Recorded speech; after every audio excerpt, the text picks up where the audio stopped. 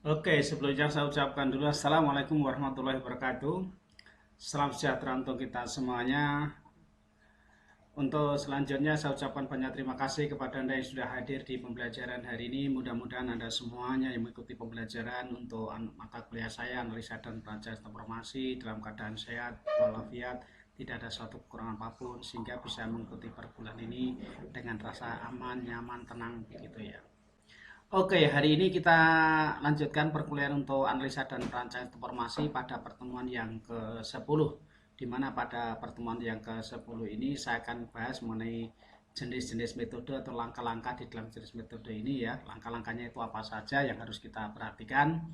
Eh, karena ini merupakan salah satu pengembangan sebuah sistem informasi. Selain Anda menggunakan metode yang sudah disebutkan kemarin, kita akan bahas satu persatu secara detail. Ya tidak terlampau detail ya, ada beberapa, yaitu diantaranya ada SDLC, ada waterfall, ada prototyping, serta ada RAD. Nah, di sini langkah-langkah seperti apa yang harus kita laksanakan pada jenis-jenis metode yang ada ini ya. Mari satu persatu kita lihat beserta kelebihan dan kekurangan daripada masing-masing metode ini. Walaupun sebelumnya sudah saya sampaikan secara sekilas jenis-jenis atau metode dalam pengembangan sistem informasi. Di sini kita akan bahas lebih dalam lagi seperti itu.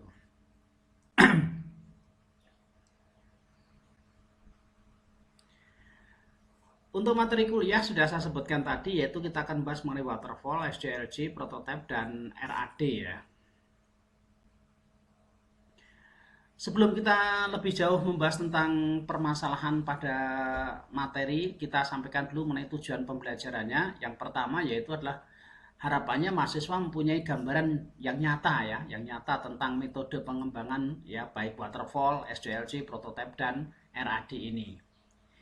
Yang kedua, mahasiswa dapat mengaplikasikan ke dalam pembuatan aplikasi dengan menggunakan metode yang ada sesuai dengan langkah-langkah yang benar. Jadi harapannya setelah mengerti tentang metode-metode yang ada beserta langkah-langkah yang ada, ini dapat mengaplikasikan atau dapat menerapkannya ketika nanti Anda akan membangun sebuah sistem informasi baik untuk pekerjaan sistem informasi yang ada di luar proyek maupun ada dalam skripsi seperti itu. Yang ketiga, mahasiswa mampu menerapkan salah satu metode yang ada dalam membuat sebuah aplikasi sistem tersebut. Jadi dalam pengembangan sistem informasi ini ada banyak metode yang ada, Anda bisa memilih salah satu metode yang ada yang disesuaikan dengan kebutuhan dan lingkungan yang ada di lapangan. Kalau di lapangannya adalah seperti ini, berarti metode yang apa yang harus kita terapkan. Kalau di lapangannya adalah seperti ini, maka metodenya seperti apa. Karena masing-masing metode ini memiliki kelebihan dan kekurangannya masing-masing dan disesuaikan dengan penerapan di lapangan yang ada seperti itu. Yang pertama adalah metode waterfall ya, metode waterfall. Metode air terjun atau yang sering disebut dengan metode waterfall ini sering dinamakan siklus hidup klasik atau classic life cycle ya. Aturannya hampir mirip dengan menggunakan SDLC ya. Model ini sebenarnya adalah model linear sequential ya. Modelnya adalah urut ya. Linear itu urut dari model dari atas ya, dari research and recruitment gathering di sini ya. Mulai dari perencanaan apa mulai dari awal dari sini ya riset melakukan studi awal dulu, setelah itu melakukan desain, ada development, ada testing, ada maintenance dan seterusnya seperti itu. Model ini menggambarkan pendekatan yang sistematis dan juga berurutan karena modelnya sudah sistematis ya mulai dari awal sampai dengan terakhir ya, dari mulai perencanaan sampai dengan tahap perawatan seperti itu atau maintenance seperti itu.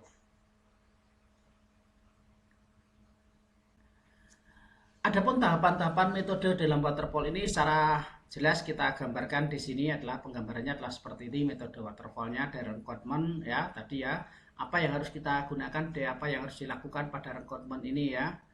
Nah, itu setelah itu kita melakukan yaitu desain atau rancangan di sini, setelah itu melakukan implementasinya yaitu penerapannya, setelah itu melakukan verifikasi ya, verifikasi ya, install dan testing atau debugging, setelah itu melakukan maintenance yaitu cek error ya dan optimasi daripada sebuah kapabilitas daripada sebuah software tadi. Langkah yang pertama adalah analisis kebutuhan. Tahap pertama adalah rekrutmen di mana pada tahap ini melakukan proses analisa atau pengumpulan data-data yang berkaitan dengan sistem yang akan dibuat. Ya, pengumpulan data ini bisa dilakukan dengan wawancara, studi literatur atau observasi atau penelitian langsung. Jadi ketika nanti Anda akan membangun sebuah proyek sistem informasi di sini, ya Anda harus melakukan yaitu Yang pertama adalah analisa kebutuhan dulu. Bisa langsung terjun ke lapangan, yaitu dengan cara itu melakukan wawancara, yaitu wawancara kepada si penggunaan atau end usernya atau pengguna akhir, atau kepada siapa saja yang terlibat di dalam pengembangan sebuah sistem informasi. Ya, atau Anda juga bisa melakukan observasi atau pengamatan. Ya, pengamatan melihat secara langsung yang di lapangan itu seperti apa, atau Anda bisa juga melakukan studi literatur dari penelitian-penelitian sebelumnya, dibaca di buku-buku atau di jurnal yang sudah melakukan penelitian-penelitian sebelumnya seperti itu. Ini yang dimaksud dengan analisa sebuah kebutuhan. Selanjutnya yaitu melakukan desain sistem, ya, desain sistem. Tapi yang kedua adalah pembuatan desain, ya, desain aplikasi. Sebelum masuk pada proses coding, proses ini akan berfokus pada pembangunan struktur, ya, detailnya, arsitektur perangkat lunaknya, perancangan interface-nya atau perancangan fungsi internal dan eksternalnya, serta detail dari setiap algoritma dan prosedurnya. Adapun tujuan dari tahap ini yaitu supaya punya gambaran jelas mengenai tampilan dan antarmuka daripada software yang kemudian akan dieksekusi oleh tim programmer. Jadi setelah melakukan tahap analisa tadi, ya, pada melakukan analisa, seorang analis tadi sudah melakukan analisanya di lapangan, ya. Terus selanjutnya tugas seorang desainer untuk merancangnya. Setelah hasil desainernya dirancang sudah diberikan, maka selanjutnya adalah diberikan kepada programmer. Nah, tugas programmer lah untuk mendesain program antarmukanya seperti ini atau perancangan untuk interface-nya tadi. Sedangkan desain secara umum yaitu sudah dilakukan oleh seorang desainer tadi. Ini adalah desain khusus untuk pemrogramannya dilakukan oleh seorang programmer. Setelah selesai semuanya, langkah selanjutnya adalah implementasi atau pengerjaan di situ, atau penerapannya di situ, ya, penerapan atau implementasi atau pengerjaannya di sini. Tapi ini adalah tahap pembuatan aplikasi oleh para programmer dengan menggunakan kode-kode tertentu, ya, bahasa pemrograman tertentu, proses penulisan sintak atau kode, ya, coding ini. Aplikasi mengacu pada dokumen yang telah dibuat sebelumnya, jadi implementasinya tetap mengacu pada rancangan sebelumnya. Jangan sampai nanti desainernya atau rancangannya sudah dibuat dengan menggunakan ini, nanti programnya membuat dengan bahasa yang berbeda, akan jadi masalah seperti itu. Berarti tidak sinkron atau tidak pas seperti itu. Nah, tahap implementasi ini disebut juga dengan tahap coding dan debugging, ya, melakukan pengujian, ya, atau juga disebut dengan integrasi dan sistem testing. Jadi penyatuan setelah melakukan apa itu tadi, ya, pengujian, ada kode-kode program tadi perlu kita uji apakah ada bugnya atau ada kesalahan-kesalahan. Setelah itu diintegrasikan, disatukan, diterapkan, begitu juga diuji coba, ya, uji coba program dalam penyatuan tadi apakah sudah betul atau belum seperti itu, atau perlu ada revisi atau perbaikan yang ada. Setelah itu melakukan verifikasi. Tahap verifikasi ini meliputi pengintegrasian sistem dan juga melakukan testing terhadap aplikasi yang telah dibuat. Sistem akan diverifikasi untuk diuji sejauh mana kelayakannya. Jadi sebelum sistem itu betul-betul diterapkan, ya, perlunya adanya sebuah verifikasi. Nanti kalau sudah diberikan verifikasi, ada masukan, ada tambahan-tambahan yang perlu diuji di situ, berarti sistem itu sudah layak untuk dioperasionalkan seperti itu. Modul yang dikerjakan oleh programmer berbeda, akan digabung kemudian diuji apakah telah selesai dengan spesifikasi yang ditetapkan atau terdapat kesalahan atau error dalam sistem sebelum kemudian diperbaiki ulang. Nah, dalam pengembangan sebuah sistem informasi, ternyata programmernya kan tidak hanya satu. Kalau programmernya satu mungkin tidak ada perlu masalah, ya, dia yang buat sendiri langsung disatukan sendiri. Tapi kalau programmernya ada banyak, ya, ada mengerjakan per modul seperti itu, ada modul modular seperti itu. Ada ini programmer A mengerjakan modul A, programmer B mengerjakan modul B, yang programmer C menggunakan modul C, dan seterusnya seperti itu. Kalau ada 5 programmer, berarti apa? Seluruh programnya harus disatukan, diintegrasikan begitu. Setelah disatukan, diintegrasikan, di testing lagi, diuji kembali. Jangan sampai ada suatu kesalahan seperti itu. Nah, yang dimaksud dengan verifikasi yaitu adalah pengujian, ya. Jadi di sini adalah menguji, ya, dari beberapa programmer tadi yang programnya sudah disatukan tadi bentuknya seperti apa. Kalau sudah layak berarti langsung dilaksanakan seperti itu.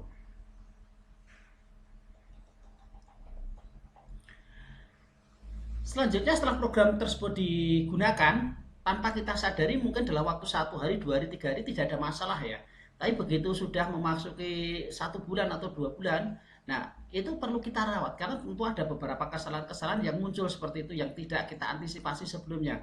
Begitu program sudah kita terapkan, ternyata di tengah jalan ada satu kesalahan yang belum kita antisipasi atau belum ditemukan pada saat melakukan proses analisa atau perancangan sebelumnya seperti itu. Atau ada beberapa hal-hal yang perlu diperhatikan seperti itu. Tahap ini umumnya meliputi tahap penginstalasian perangkat lunak dan pengujian aplikasi. Maintenance juga adalah bentuk tanggung jawab tim pengembang untuk memastikan aplikasi dapat berjalan lancar setelah diserah terimakan pada klien pada periode waktu tertentu.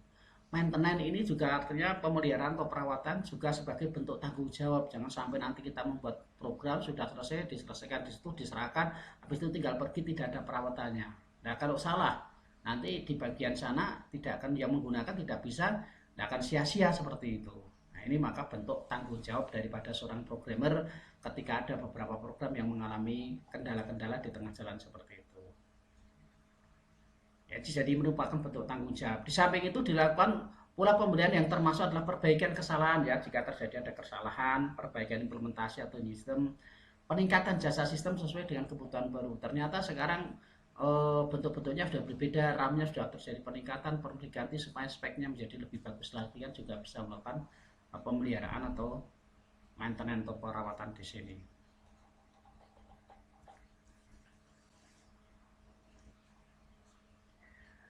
Kelebihan dan kekurangan daripada model waterfall ini adalah yaitu workflow-nya jelas, yaitu alur kerjanya itu jelas seperti itu ya, urut-urutan kerjanya jelas, hasil dokumentasi yang baik karena setiap tahapan dilakukan dengan dokumentasi. Karena alur kerjanya jelas, otomatis akan dapat menghemat biayanya tadi. Digunakan untuk pengembangan software berskala besar. Kalau untuk skala kecil ya butuh waktu lama ini ya. Jadi ini adalah pengembangan untuk skala besar. Kelemahannya salah satunya adalah digunakan untuk skala yang besar tadi. Kekurangan membutuhkan tim yang solid karena digunakan untuk skala besar berarti butuh tim tidak hanya satu atau dua orang, tiga orang saja, tetapi butuh tim yang solid yang untuk mengerjakan ini semua tadi. Ya bisa saja programmernya lebih dari satu, bisa lebih dari ini.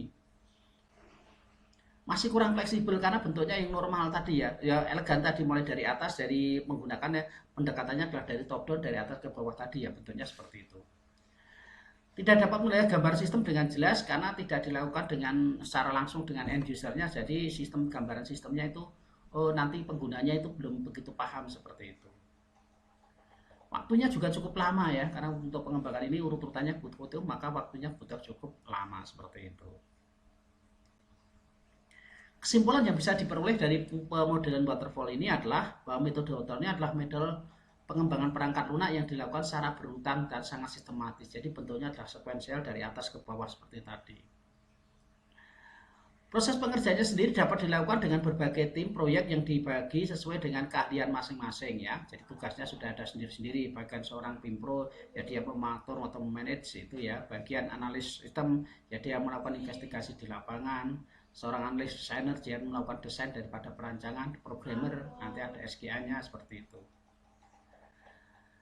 Terdapat 5 fase dalam tahapan metode waterfall, yaitu analisa kebutuhan, desain implementasi, integrasi dan pengujian, serta operasi dan pemeliharaan. Ini tahap-tahapan yang bisa digunakan adalah seperti ini.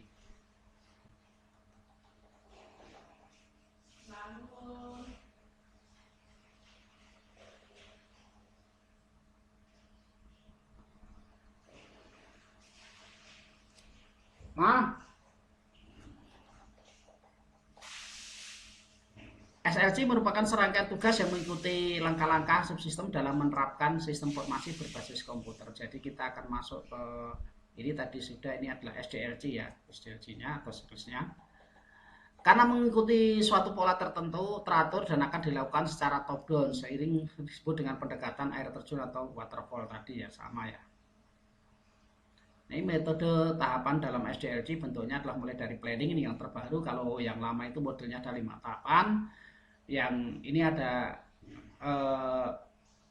6 tahap seperti itu ya. Ada model tahapan SDLC. Yang pertama ada planning, ada analisis, desain, development, pengembangannya, testing dan integrasi, yaitu pengujian dan penyatuan daripada penyatuan dan pengujian daripada sebuah sistem. Terus yang terakhir adalah maintenance atau perawatan. Nah, ini model atau tahapan daripada SDLC atau langkah-langkahnya seperti ini ya. Yang lama itu ada sebanyak 5, sekarang yang baru itu ada sebanyak 6 seperti itu. Di sini dipecah jadi 2, di sini pada tahap yang ini implementasinya di sini adalah pengembangan dan pengujian serta penyatuan seperti itu. Yang pertama adalah tahap planning atau perencanaan. Jadi keuntungannya menentukan lingkup dari proyek tersebut ya. Jadi dengan adanya perencanaan yang matang, segala sesuatunya akan menjadi lebih jelas karena tidak akan keluar dari yang telah ditetapkan seperti itu. Mengenali berbagai area permasalahan potensial ya. Jadi kita mengenal berbagai permasalahan yaitu masalah-masalah yang potensial itu di mana saja itu bisa diatur dengan jelas. Berikutnya adalah mengatur urutan tugasnya. Jadi tugas atau skala tugasnya jelas di situ ya. Mengatur urutan tugas atau skala tugasnya. Memberikan dasar untuk pengendalian kontrolnya atau pengendalian. Jadi ada dasar pengendalian seperti itu. Ini tahap perencanaannya adalah seperti ini. Langkah perencanaan di sini yaitu menyadari ada masalah. Jadi ketika kita melakukan perencanaan tentu ada suatu masalah. Jadi segala sesuatu itu ada permasalahan. Kalau tidak ada masalah ya ngapain kan dibuat seperti itu. Menyadari adanya masalah seperti itu. Setelah kita menyadari ada masalah, setelah selanjutnya adalah mendefinisikan masalah. Masalahnya itu apa atau supaya jelas begitu ya. Menyadari ada masalah, masalahnya itu apa. Setelah kita mendefinisikan masalah, selanjutnya adalah menentukan tujuan sistem. Sistem dibangun untuk menyelesaikan masalah tersebut kan tentunya seperti itu. Nanti kalau mau dibangun di sini kendala-kendala yang ada ketika kita akan membangun sistem itu apa? Yaitu mengidentifikasikan kendala-kendala pada saat akan membangun sebuah sistem.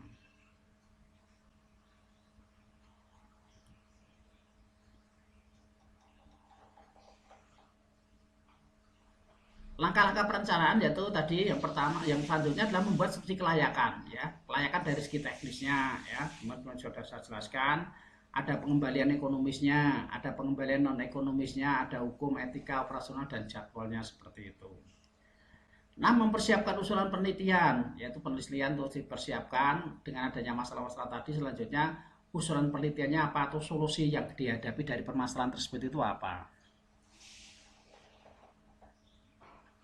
Ketujuh, menyetujui atau menolak penelitian proyek. Jadi menyetujui atau menolak tujuan proyek tersebut, apakah sistem mencapai tujuan, apakah penelitian merupakan cara yang terbaik ya seperti itu. Apakah solusinya ini merupakan yang terbaik, apa yang diinginkan seperti itu, atau sistem itu akan mencapai tujuan yang diinginkan.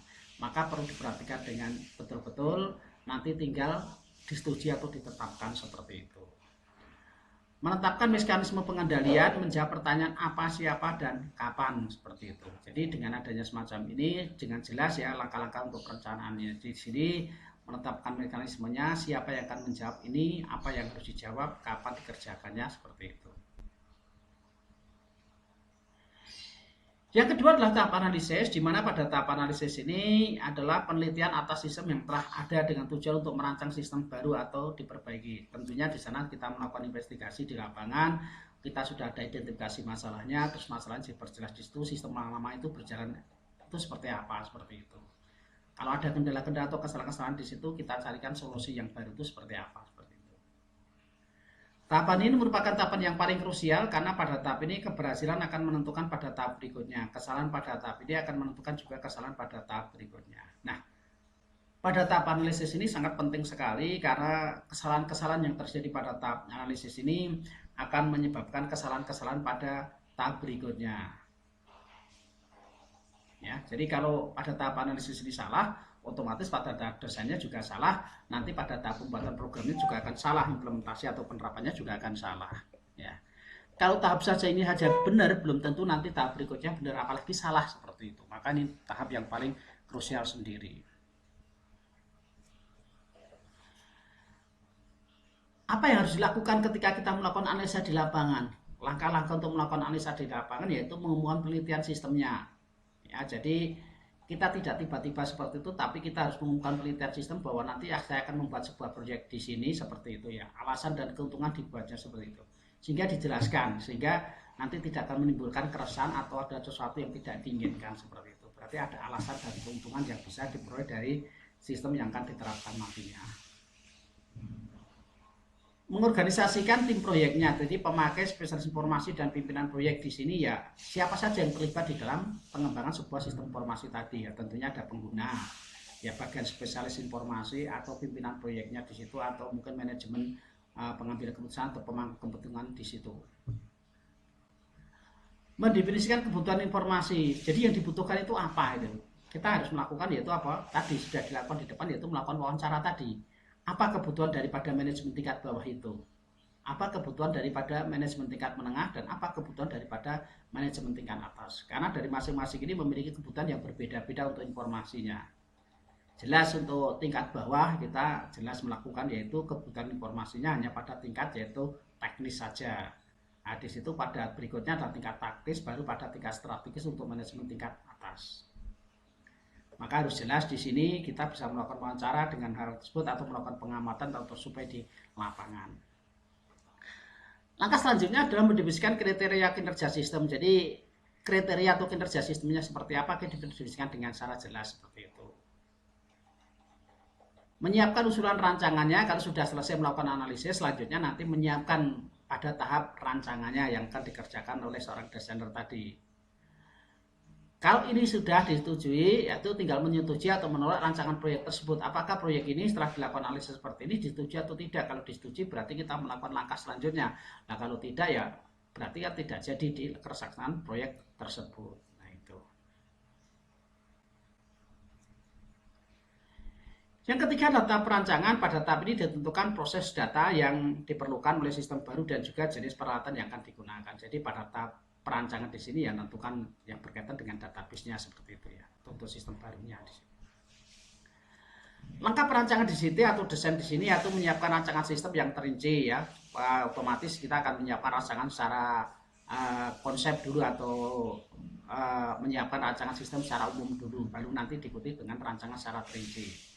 Nah, rancangannya mau menggunakan modelnya monggo silahkan, monggo rancangan model terstruktur yaitu dengan menggunakan DFD atau rancangan berorientasi objek dengan menggunakan OOP, Object Oriented Programming, yaitu UML. Ya kalau rancangan terstruktur biasanya umumnya kita gunakan DFD, kalau rancangan berbasis objek ya kita gunakan UML seperti itu. Setelah itu semua segala sesuatunya kita dokumentasikan dengan baik karena setiap langkah tadi yaitu ada kita perlu dokumentasi seperti itu.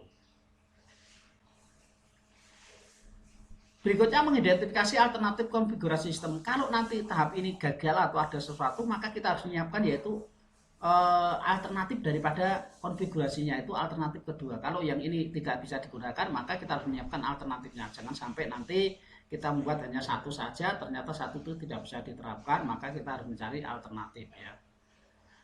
Kalau bila perlu ya kita bisa memberi alternatif kedua dan ketiga seperti itu, atau alternatif 1 dan 2. Selanjutnya kita juga melakukan evaluasi terhadap alternatif konfigurasi sistem ini. Kalau kita gunakan dengan cara A seperti ini, apakah ada masalah? Atau cara B, biasanya kita akan buat skema dulu kan gitu, skema. Kalau kita gunakan jalur A, alternatifnya seperti ini, alternatif B seperti ini, alternatif C seperti ini. Kita nanti akan mencari alternatif yang terbaik seperti itu.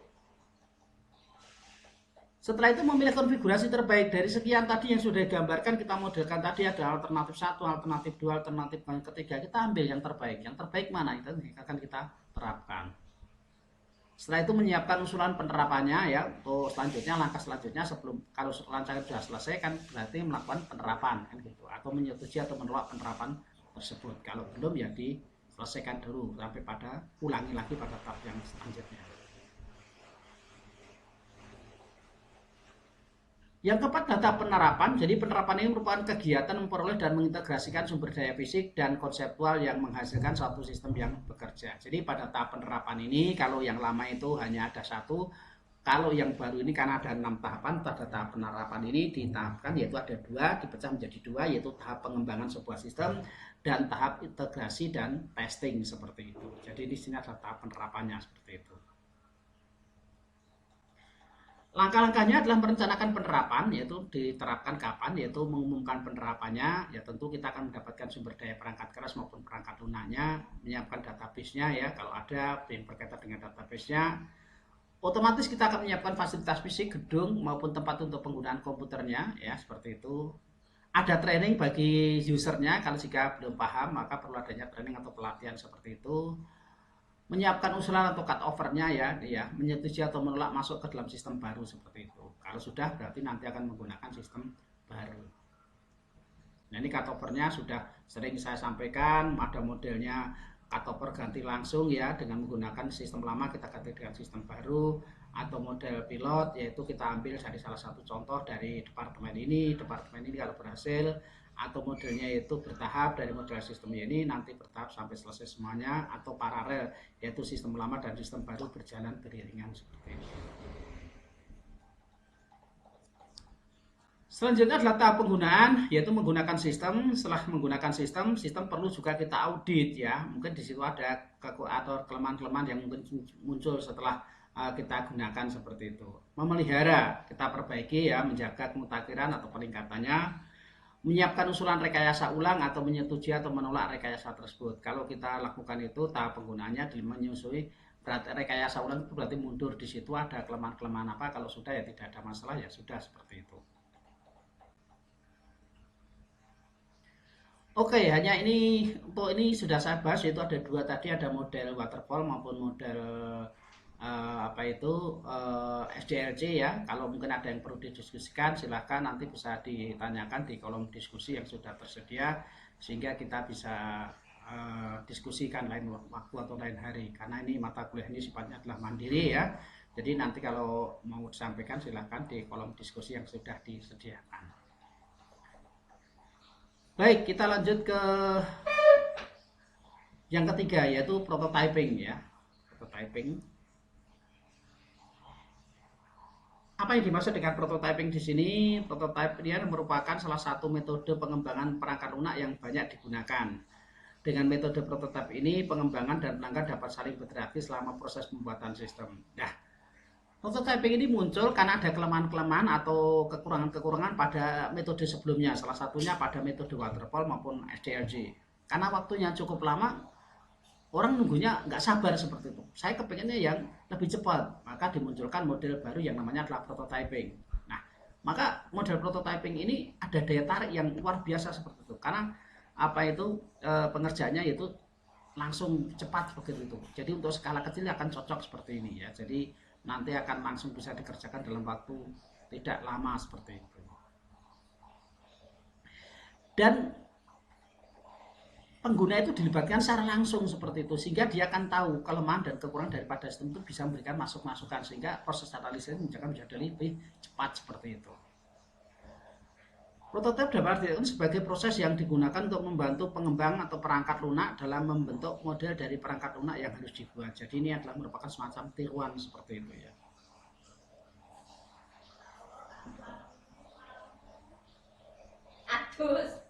Model prototipe di sini yaitu model tersebut dapat berupa tiga bentuk yaitu bentuk prototipe di atas kertas yaitu model berbasis komputer yang menggambarkan interaksi manusia yang mungkin terjadi. Ada model prototipe kerjanya yang mengimplementasikan sebagian dari fungsi yang ditawarkan sebagai perangkat atau cara kerjanya. Di sini modelnya ada modelnya prototipe untuk apa itu gambarnya di situ ya ada prototipe untuk cara kerjanya ada prototipe program yang jadi melakukan sebagian atau seluruh fungsi yang akan dilakukan, tapi masih ada fitur yang masih dikembangkan. Prototyping sendiri memberikan ide bagi pembuat atau pemakai prototipe ya, potensial tentang cara sistem berfungsi dalam bentuk lengkapnya. Jadi di sini ada dua jenis, yaitu ada jenis pertama sampai pada tahap yang kedua sebagai model yang dibuat atau cetak birunya di situ. Ini pengembangan prototipe jenis pertama. Yang pertama adalah mengidentifikasi kebutuhan, setelah itu mengembangkan prototipenya. Jadi di sini langsung mengembangkan kebutuhan, butuhnya itu apa? Langsung ke usernya di situ ya, langsung ke penggunanya di situ. Butuhnya itu apa? Seperti itu. Nah di sini langsung kalau sudah dibutuhkan, ya ditanyakan setelah wawancara tadi, terus mengembangkan sebuah prototipe.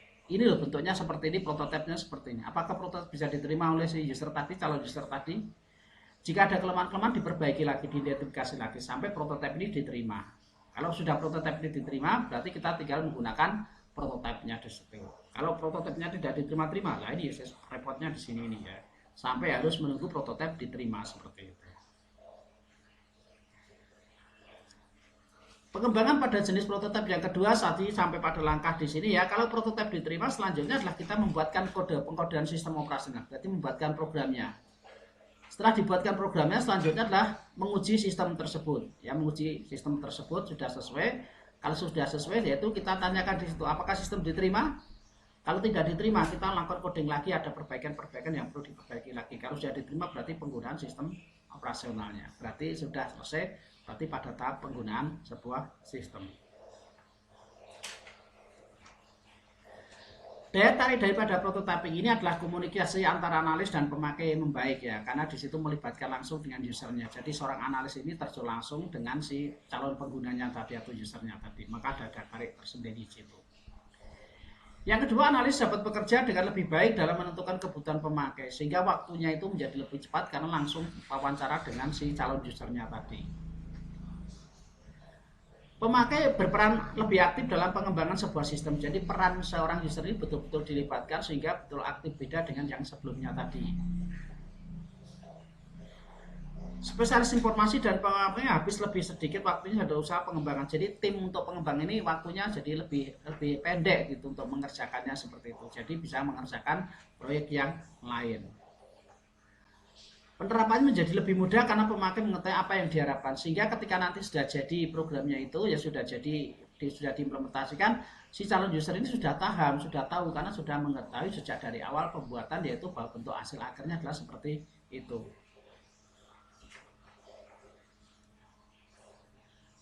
Potensi daripada kegagalan ya. Jadi sebuah prototyping tadi walaupun memiliki daya tarik juga memiliki kegagalan ya, potensi kegagalan. Artinya apa? Kalau kita tergesa-gesa dalam membuat prototipe, mungkin menghasilkan jalan pintas dalam definisi permasalahan, evaluasi dan dokumentasinya. Jadi pada saat berlangsung pendek itu ya mungkin tidak ada masalah, tapi untuk jangka panjangnya karena tidak didefinisikan dengan baik akan menimbulkan kesalahan di kemudian hari seperti ini. Pada saat itu mungkin tidak ada masalah seperti itu ya. Nah, ini yang perlu dipahami adalah seperti itu.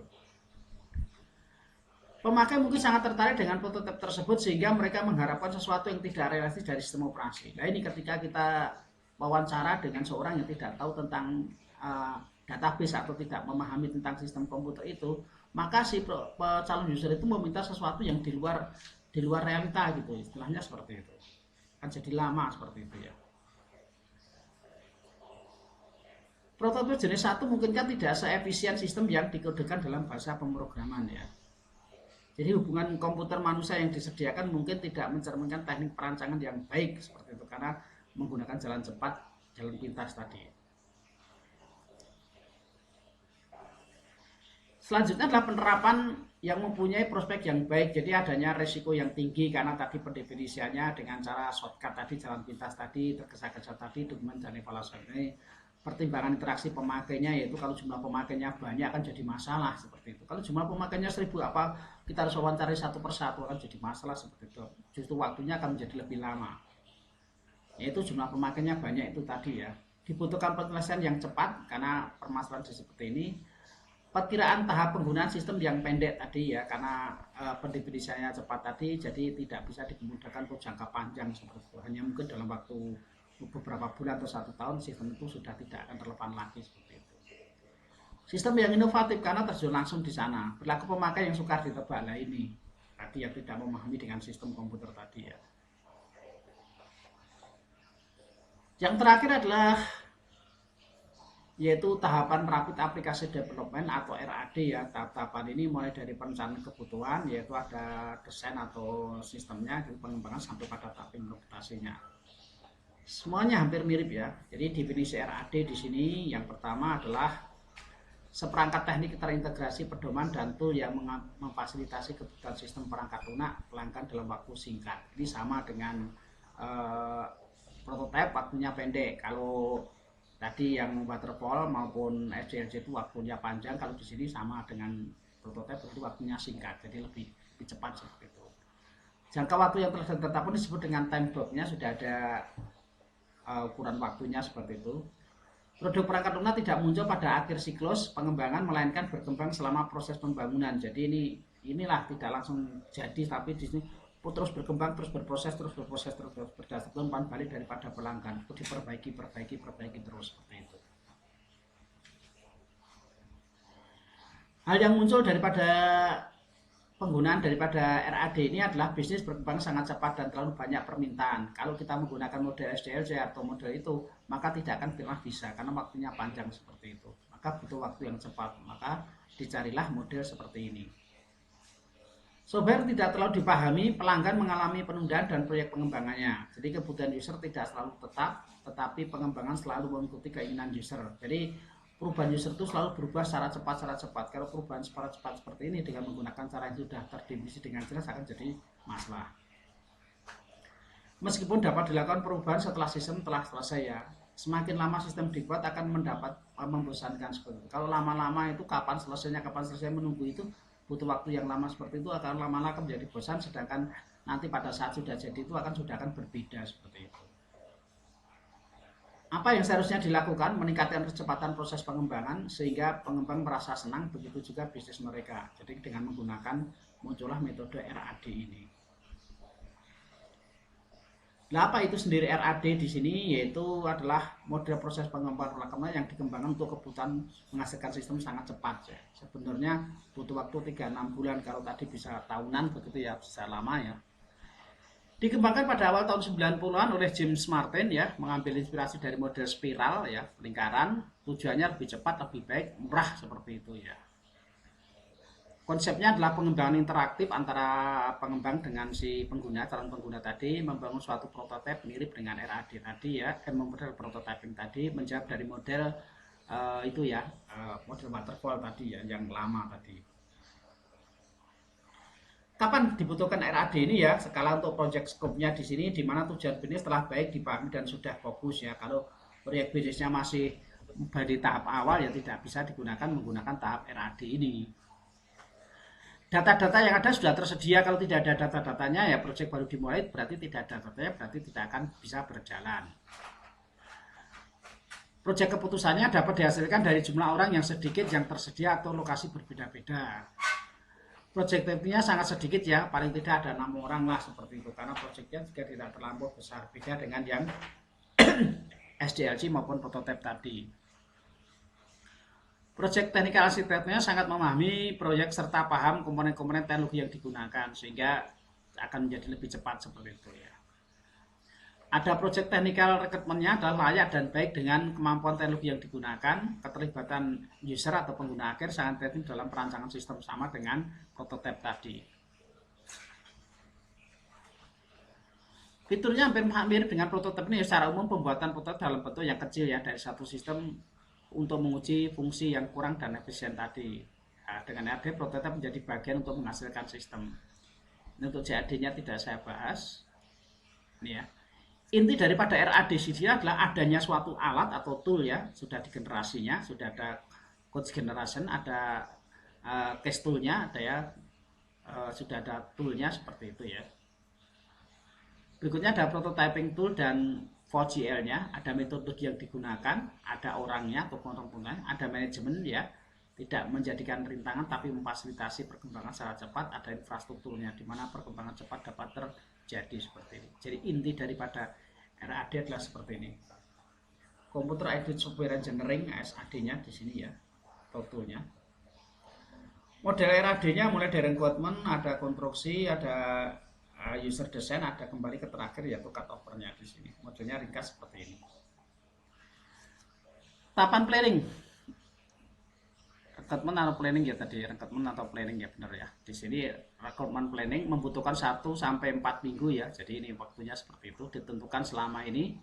Terdiri dari tinjauan dan area yang membandingkan dengan ini menghasilkan suatu kebutuhan sistem dalam hal fungsi sistem yang mendukung. Hasil dari tahapan ini meliputi model kerangka area sistemnya, jadi mendefinisikan cakupan sistemnya, penentuan biaya untuk sistem baru, hampir mirip dengan yang menggunakan di awalnya seperti itu untuk model RAD ini. User desainnya ditentukan selama pertemuan tadi ya. Tim menentukan jenis entitas yang dibuat untuk diagramnya.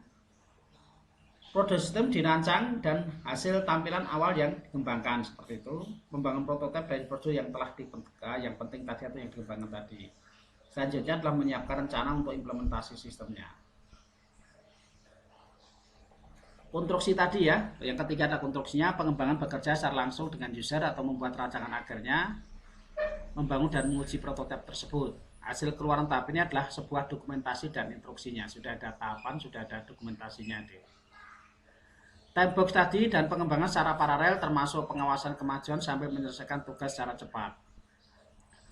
Prototipe ditinjau ulang dengan user, membutuhkan dokumen yang dapat dimodifikasikan sehingga iterasi lain dapat berjalan seperti itu.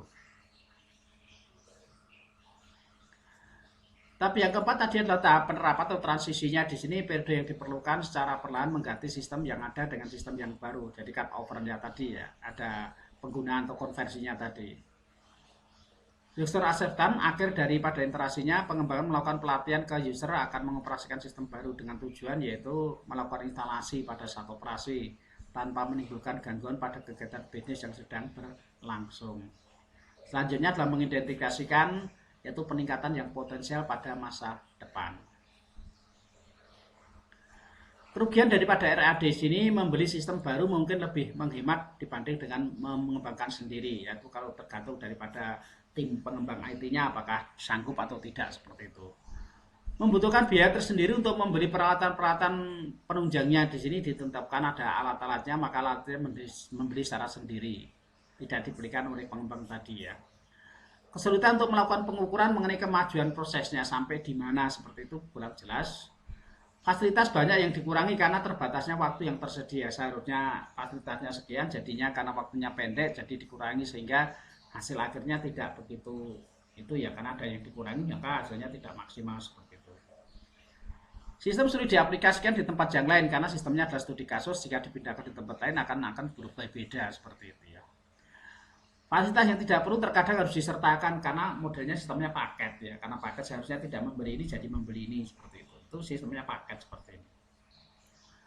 Keuntungan proses pengiriman jadi lebih mudah ya, mudah untuk diamati karena menggunakan model ya prototipe tadi ya. Lebih fleksibel karena pengembang dapat melakukan proses desain ulang pada saat yang bersamaan. Jadi ini kelebihannya adalah seperti itu. Ketika terjadi perubahan langsung bisa dirubah di sini. Bisa mengurangi penulisan kode kompleksnya karena menggunakan Wizard, sudah ada fasilitas Wizardnya. Cuma di mana kelemahannya juga ada dengan menggunakan Wizard tadi, yaitu kendalinya. Keterlibatan user semakin meningkat karena merupakan bagian dari tim secara keseluruhan. Mampu meminimalkan kesalahan-kesalahan dengan menggunakan alat-alat bantu tadi, sudah ada case tool-nya tadi ya. Tampil yang lebih dari standar dan nyaman dengan bantuan software pendukung tadi. Itu kurang lebih yang saya bahas untuk pembelajaran hari ini, yaitu metode-metode dalam pengembangan sebuah sistem informasi. Dari metode SDLC sudah kita bahas dengan cara komplit, ada waterfall juga sudah, ada prototype dan RAD. Tiba saatnya kita pada saat yaitu penutup.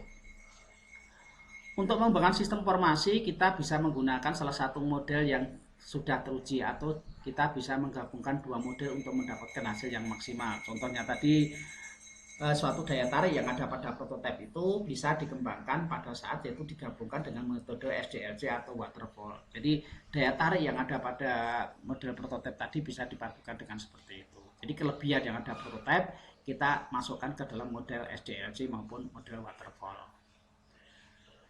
Setiap model yang ada pasti memiliki kelebihan dan kekurangan. Kita bisa memanfaatkan kelebihan yang ada secara maksimal. Jadi setiap metode itu pasti ada kelebihan dan kekurangannya. Di mana kita harus menggunakan memaksimalkan kelebihan yang ada pada metode tersebut untuk mengembangkan sebuah program disesuaikan dengan keadaan lapangan yang ada seperti itu. Untuk menerapkan salah satu metode yang ada harus disesuaikan dengan proyek yang sedang kita kerjakan. Jelas ya, kalau kita mau menerapkan metode ini maka metode yang apa yang tepat seperti itu. Model SDLC baik untuk jangka panjang dan waktu yang tidak buru-buru. Prototipe bagus untuk menyelesaikan kasus yang memiliki waktu yang relatif singkat. RAD baik karena sifatnya yang fleksibel. Ini kelebihan dan kekurangan daripada RAD yang sudah saya bahas maupun metode-metode yang sudah saya bahas.